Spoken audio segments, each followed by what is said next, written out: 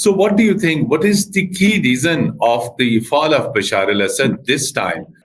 They would not like Taliban type of government or regimes or people in their society. That is the common Syrian social Culture or fabric. norm or their outlook, exactly. What do you think in the days these Western powers will be targeting Iran and there could be a fear of regime change in Tehran? In Syria, as I've told you, that U.S. declared policy was the regime change in Syria. And here in Iran, they have covertly tried many times. So now Bashar al-Assad regime is over and it has been taken over by rebel. What will be the Israeli attacks will be further intensified in Lebanon, in Gaza, and Israel will have more strong grip on the region. What is the future scenario?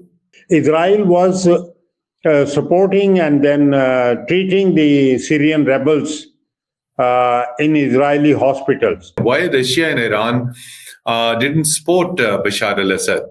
Israel was weakening the Iranians. At the same time, Hezbollah, though Iranians also, Syria also got the support by the Hezbollah.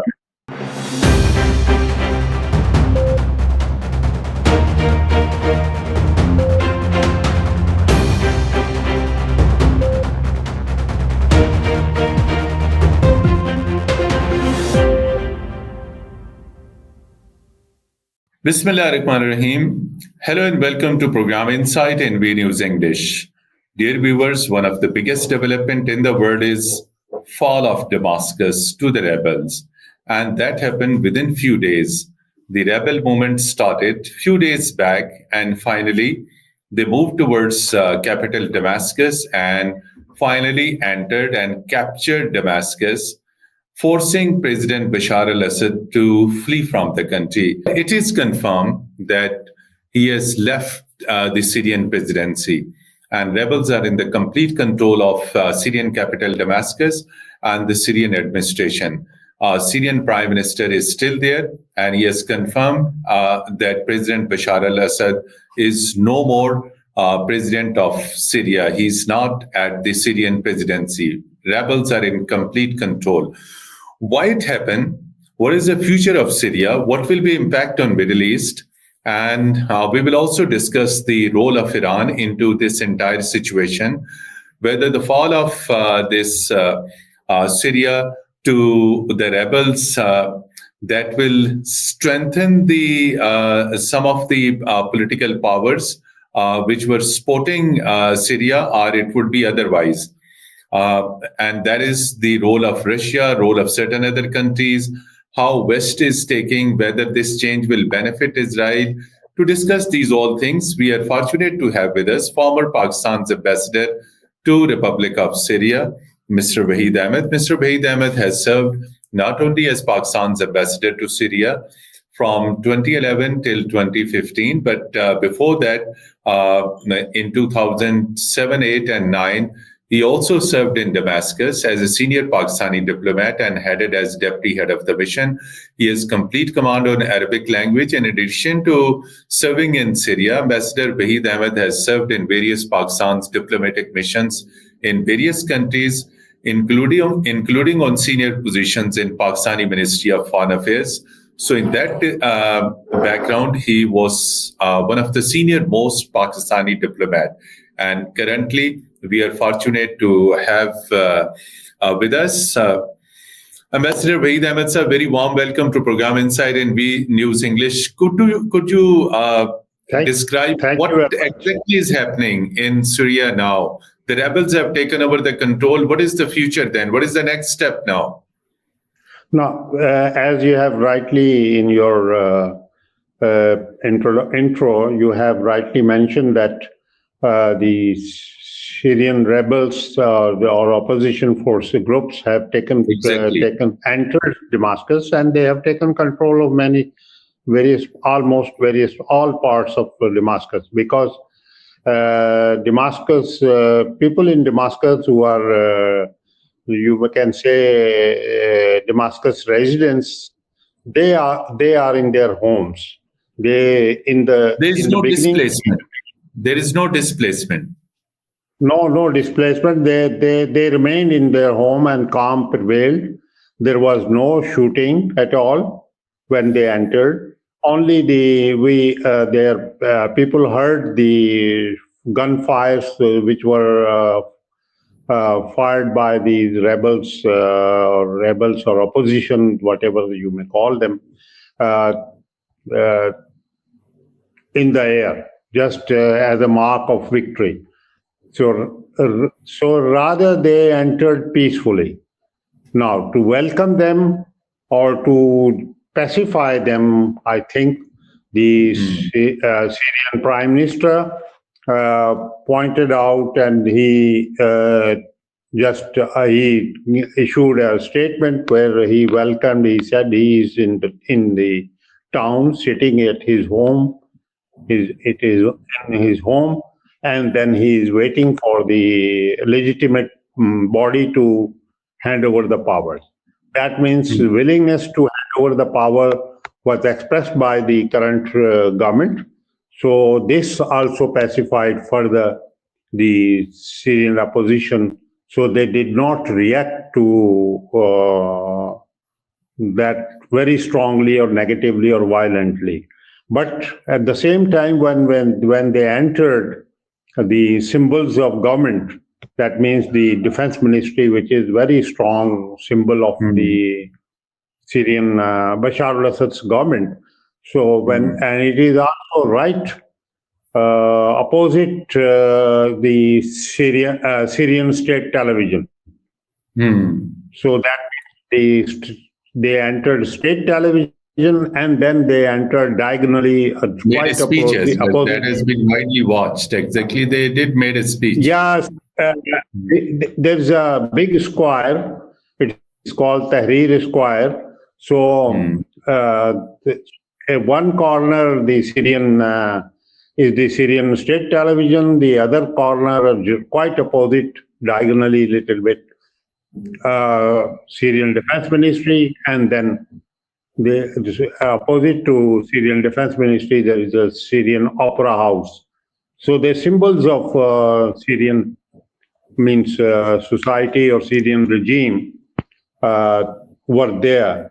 So they entered. When they entered Defense Ministry, they naturally reacted very strongly there, and they ransacked. There was some sort of element where the resistance people reacted very. Yeah, resistance forces or the rebel forces or the opposition forces, they strongly reacted to that, and that was some looting, or people call looting, or some react. I would say they reacted to that because the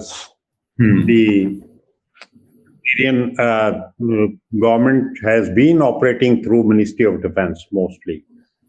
So, Mr. Waheed, since last 10 years, we have seen there have been many attempts made by these rebels or these opposition parties with the support of Israel, with the support of the Western to dislodge Bashar al-Assad regime. So these all efforts in the past have been quite unsuccessful one.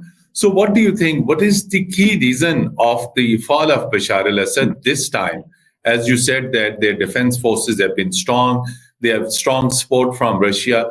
But what happened this time that all of a sudden the Bashar al-Assad regime lost everything to the rebels? The US have been trying to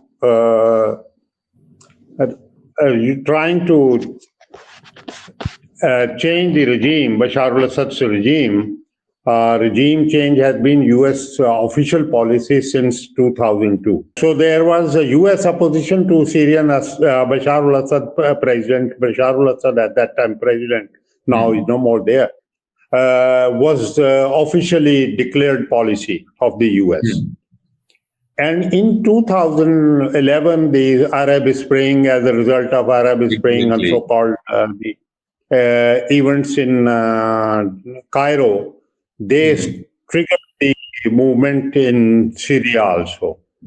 And that it was at that time believed some of the Arab countries in the Gulf, they helped the rebels and they formed the rebels uh, group there and they formed the various rebel groups. It was not only one. There were almost 30, 40 groups which were formed. So The American sport, exactly. yeah, to support as opposing forces to Syrian Regime. president at that time, the president of Syria. I mean, means President Bashar al-Assad. So they forced that, and the struggle started. But the problem, to me, for the personally speaking, it happened. People, Syrian society is all inclusive and they are thoroughly Muslim society in terms of their religious belief. They believe their beliefs are very strong, but at the same time, they are all inclusive. They believed in participation of every walk. People from every walk of life, even the female population of there was strongly participated. For example, I can share you with the personal experience that in one of the meetings with one of the social gatherings, Syrian official and high up, just he shared with me that he would not go to Mr. So and so's house for dinner because he has never invited us with spouses. They want to have a social gathering where female participation is there, despite their no segregation they allowed, and they concept of segregation. So the opposition forces initially, they formed.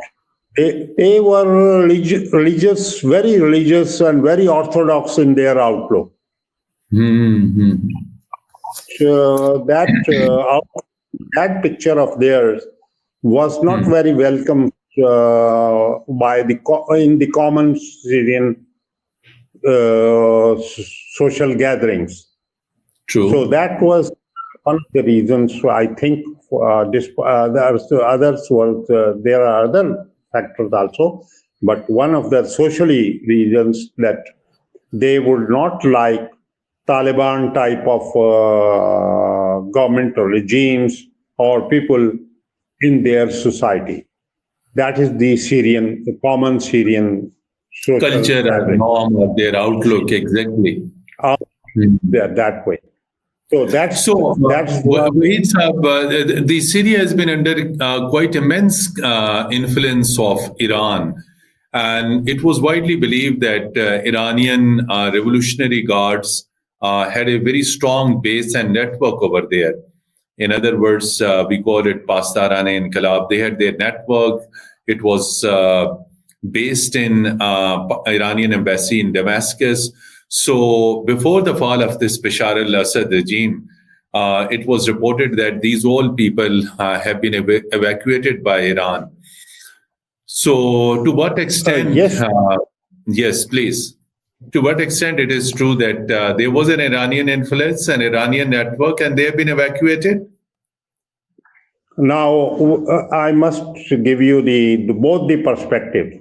Within the Syrian opposition forces started their armed struggle, and before that, Iran has two aspects or two stages of cooperation with the Syrian government. So before the start of this Syrian opposition armed struggle, the Iranians were definitely supporting and they were having very strong relations with the Bashar al-Assad. Even Bashar al-Assad at that time had very strong, very good relations with the Gulf Arab countries in the Gulf, all the Arab countries. But the Arab countries at that time were trying to dissuade or to pressurize Bashar al-Assad to make a distance from Iran. Now, but with the promises that they would enter and they would provide the economic support to Syria, because they needed a lot of economic support, and they needed Syria needed, for example, diesel oil. That Syrian crude was not so of not that specific grade that it would produce good quality diesel. So that's why they need that, and they were looking for assistance, not the cash means, not for cash. They were expecting that the Arab countries would provide them help in the shape of assistance or deferred loan, or with the promise that it will be paid back when the regime would, or there will be strong Syrian economic base. But the promises were made. My impression is that. But they were not. Promises were never fulfilled. Yeah. So that's why Syria had no other option but to go for Iranian support. So because Iranians provided them material support to very military fast. Support, financial support, exactly. Material support more instead of financial support. And then at the same time, Iranian pilgrimage to Syrian religious sites was very strong. They almost 1.5 million plus Iranians would visit annually Syrian religious sites. And during the annually. And during the summer season, especially, one could not find even accommodation in middle class or medium type of hotels. They were all booked. Heavily occupied. No, they were all booked by the Iranian embassy. That was interesting. The Iranians were having a sort of cultural wing there, which were responsible to fix or carry out or arrange accommodation for the Iranian pilgrims. So the way our missions are performing, arranging accommodation during the Hajj time. Hajj missions, we Muslim countries have mostly in Jeddah. So the same was the quantum of, similar was the quantum of Iranian activities in Syria. You can well assess the strength and strong relations that existed between the two countries, people to people level, and the economic support from Iran, as well as the Iran is naturally Syrian sites, religious sites were the main attraction for the Iranian pilgrims. That's very true. And from your conversation, the point we conceived that there was a strong Iranian presence. Syria has a strong Russian support. And in the past 10 years, due to the Iranian network, this Revolutionary Guards network, Russian support, Bashar al-Assad regime had survived many attempts of dislodgement by the West. But what happened this time? Why Russia and Iran didn't support Bashar al-Assad? This time, especially, one could assess that Iran has become very, very weak in the sense of persistent Israeli attacks on the Iranian target in Syria, within Syria, and Syrian inability to Protect. To react to that and to resist and to respond to that. Syria was not able to respond because Syria was militarily very weak, and they have very obsolete type of equipment which could not prevent Israel from attacking Syria. So many times Israel attacked Syria during I was there. I witnessed even fire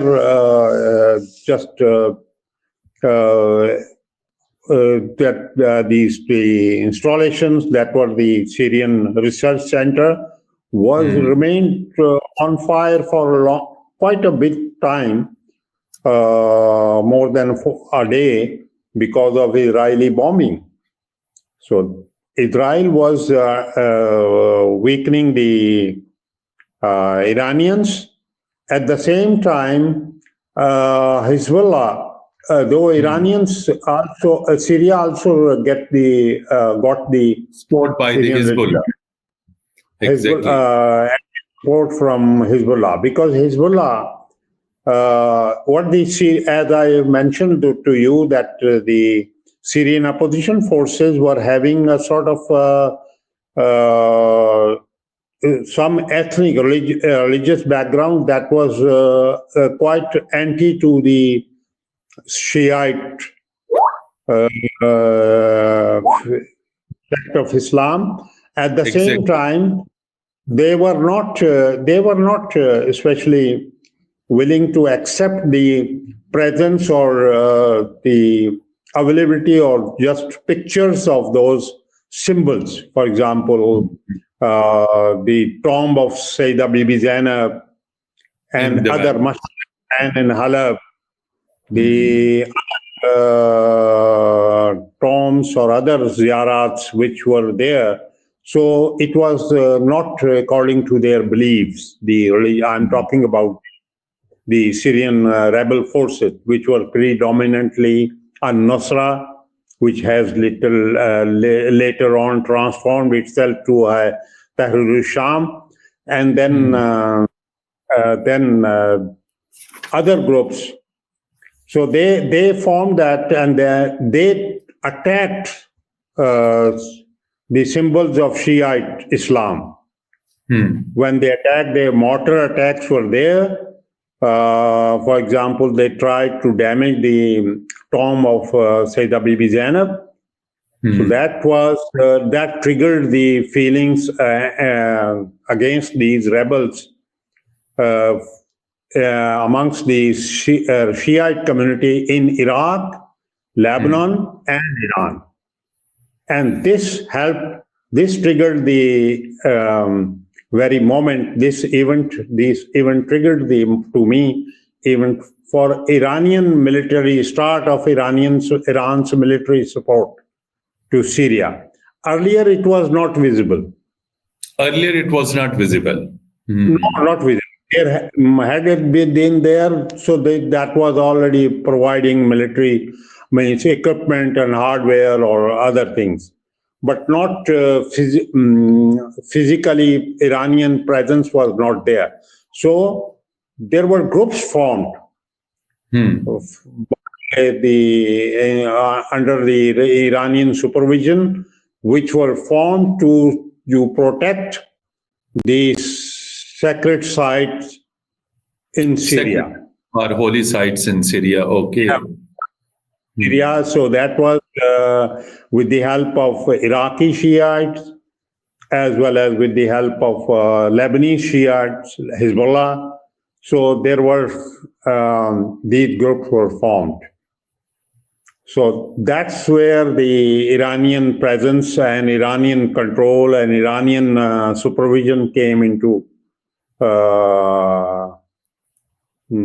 existence, and then the Iranian embassy expanded its role from being only diplomatic mission to other sort of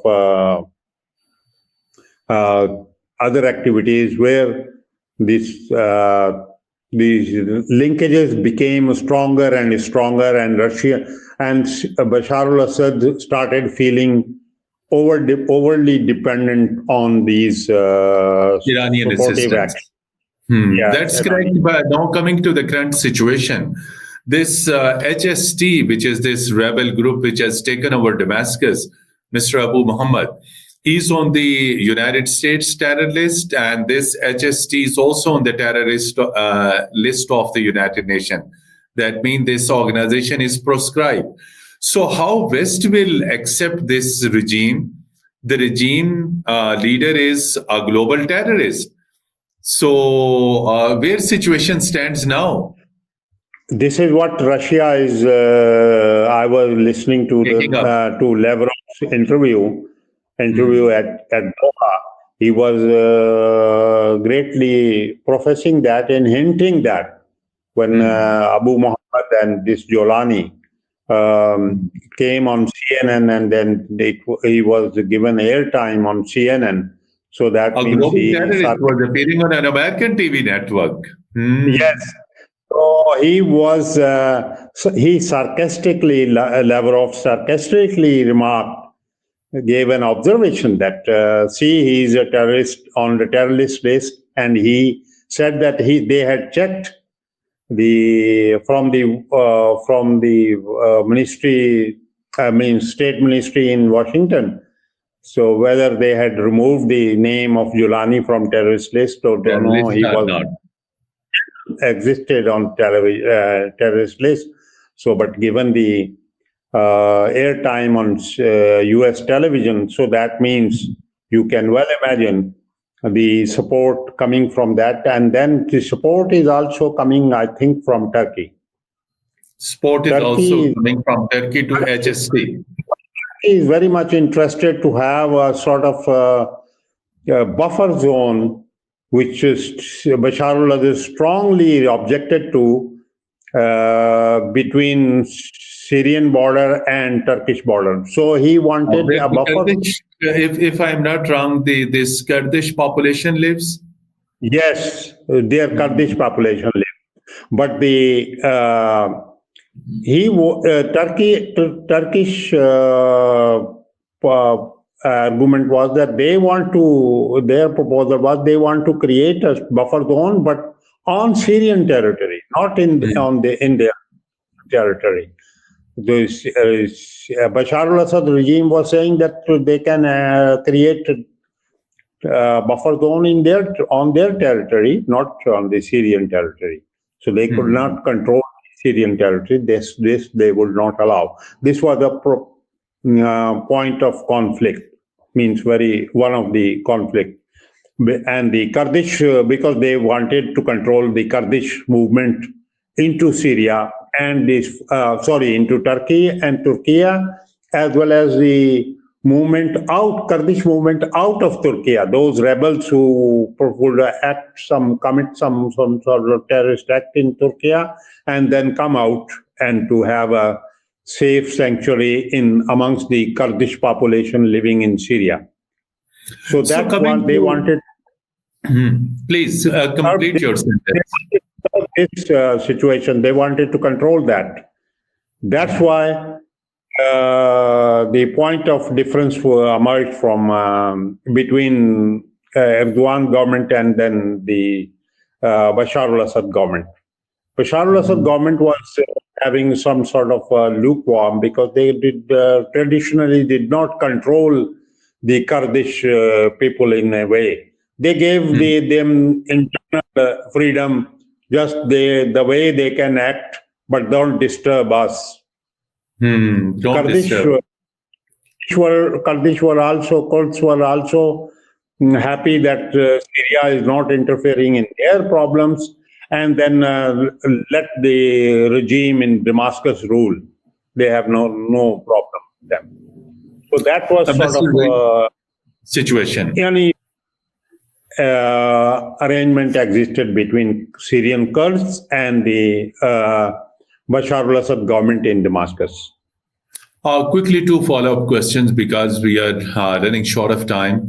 One, Yes. the change of regime in Damascus. What do you think? What will be the impact on this Israeli aggression in Gaza and in Lebanon? As you already indicated, and it is already reported that the Hezbollah's top command in Lebanon has been destroyed. So Hezbollah used to have very strong and safe havens in different Syrian locations as well. So now Bashar al-Assad regime is over and it has been taken over by rebel. What will be the Israeli attacks will be further intensified in Lebanon, in Gaza, and Israel will have more strong grip on the region. What is the future scenario? Well, for Israel, they always wanted to have a primary security circles secured around their border immediately. That is called primary security circle, which includes Jordan, Lebanon, Egypt, and Syria. Syria was the only resisting point at the moment. It has fallen, and it has fallen with the coordinated and concerted efforts of Israel. Israel was supporting and then treating the Syrian rebels in Israeli hospitals, and they would cross over to Syrian border in a coordinated effort under the observation. UN would also observe them crossing over to UNDOF would observe them to crossing over to Israeli side, and they would go and they would seek treatment and material support from Israel. That was documented, and it was. I'm personally aware of that. So Israel would not be in a way, and Israelis will not feel endangered with this change in the regime. To me, they would feel that they have a client state there in Syria also. So the only loser would be the Palestinians. Yes, because the problem for Israel would be that Palestinians, Hezbollah and Iran, they are the losers, exactly. Iran would cease to have some influence on Syria, on Syria, so they will cease to have that. Hezbollah will have no secure location inside Syrian borders, as well as no material support going towards Hezbollah from Syria. So that would also be non-existent if the regime on Syrian side is different. So that is the current picture. One quick follow-up question is that now the Bashar al-Assad regime has gone. What do you think? The Israel or the Western powers who are supporting these old rebel movement, what do you think the next target could be? Iran, because Iran has been significantly weakened in Syria, in Lebanon, and in Gaza. Hamas top leadership has been assassinated. Hezbollah's top leadership has been assassinated. Syria has been captured by Lebanon. What do you think in the days these Western powers will be targeting Iran? And there could be a fear of regime change in Tehran? Well, as you know, there have been in Syria, as I've told you, that U.S. declared policy was the regime change in Syria. And here in Iran, they have covertly tried many times. They have been exactly.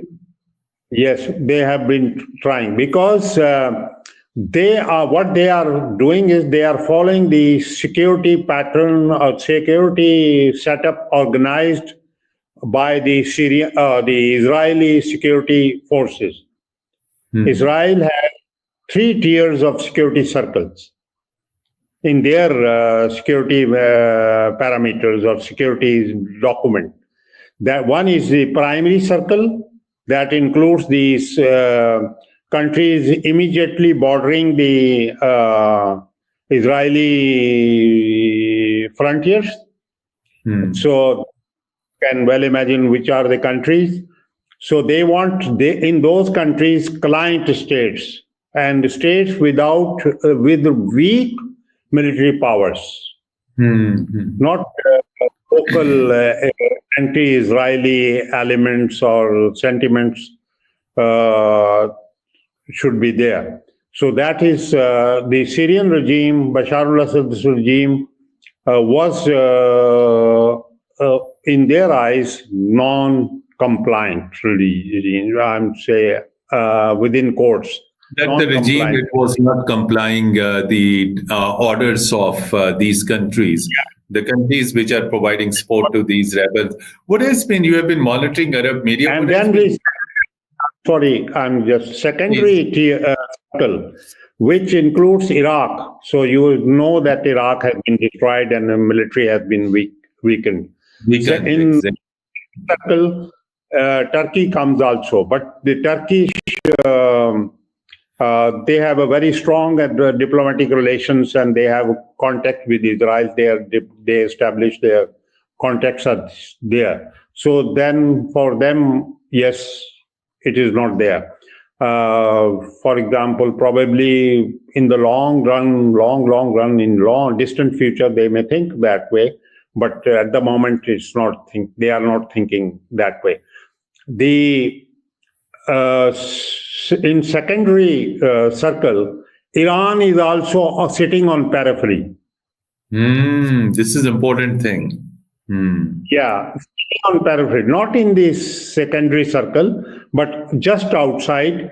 And Pakistan is also there in the outer circle. Security circle, in peripheral security circle, where Pakistan and Iran completely, and the parts of Saudi Arabia is and Gulf are also in this secondary as well as outer security circle. That's true, but quickly then, since as you said that Iran and Pakistan are in the outer circles, what lessons are for the Muslim world? Yes, they have to. It is extremely regrettable that one country after another, we have seen, since you are a Middle Eastern expert, the example of Libya, then Tunisia, then we have seen these same developments in Egypt. Then finally, what happened in Iraq? Then now, currently, what happened in Syria? What do you think? What are the lessons overall for the Muslim world? Well, the only thing is the strong internal checks and balances and strong internal political systems that ensure the stability within the country. That is very important, because from the feelings of instability or feelings of deprivation, the germs of segregation or germs of oppositions flourish.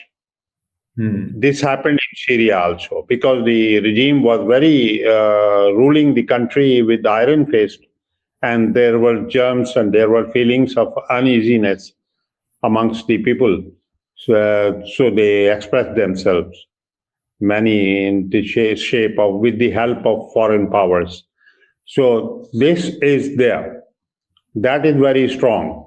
Strong political and legalized political that is accepted by the people, common people living in those countries. That is very important, because that would help provide a strong legal and moral support, as well as the material support and the popular support for the government to act and take decisions. As you said that Bashar al-Assad was dealing within Syria with an iron hand, there have been accusations by the West of gross human rights violations. Was he that cruel leader that he was indulged in massive human rights violation? Because it was reported all in the Western media that there have been human rights violation. During that time, you have been in Damascus as Pakistan's ambassador. What was actual picture? Well, you can say human rights violation. They would progress. They were depicting on that on the other side of the aisle in their Western media. But in Syria, the feelings for a strong hand were there in the minds of those people in Syrians. Syrians were made to believe that big man, big brother is watching, always watching them. And they were operating through their intelligence, strong intelligence system. Human intel was very, very strong. They were having, for example, Syria was a very controlled and very regimented and very regulated country. There was nobody could have dare open a kiosk or a pawn shop, or you can say cigarette shop on the footpath, on the sideways of any park. But they existed, and they had a telephone line installed in that. For example, I must tell you one thing, that once I stopped by dry cleaner, and I told dry cleaner that my suits is ready or not. Asked the driver to check. And the dry cleaner said my suit, means he referred to me.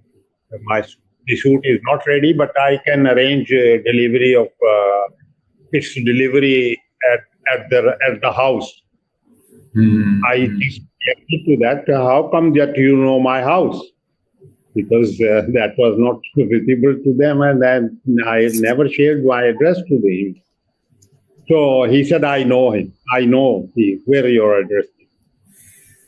So you can well imagine the strong informative network that existed. We are closing our time, and we would like to have your final comment. What is the way forward? Way forward to have peace, stability in the Middle East. Since regime after regime is falling, captured by rebels, what do you think? What is way ahead to maintain peace? What is way ahead to establish peace and security, forge unity among Muslim countries, so that such type of scenarios may not be repeated in other Muslim countries as you earlier feared? Yes, that is a very, very important factor, and I think currently the Doha conference, which is going on in Syria, in Qatar. So on Syria, probably may bring some tangible or workable scenario so that the Syrian sovereignty and territorial integrity is ensured. Because otherwise, I feel there are some thoughts that Syrians may be divided into groups and further weakening the country, because that is in the interest of the power beyond Syria. So that is there. So this is the problem. And of course, strong political base at home, and then concerted cooperation, information sharing amongst the Muslim countries, that would help Muslim countries to forge and to be ready and to respond to any sort of onslaught on their through the fissures that exist in the society. Because thank you so much. From within, not from outside. Not from outside, but within. Thank you so much. Such a wonderful and insightful discussion on the current situation in Syria and other developments which are related to Syria, role of Iran, role of Russia, role of other things. I hope, dear viewers, this would be extremely informative and knowledgeable for you. Thank you so much once again, former ambassador of Pakistan, Mr. Waheed Ahmed, who served in Syria for a long time, for sharing your very, very valuable thoughts. And dear viewers, till our next program, goodbye and Allah Hafiz from studios.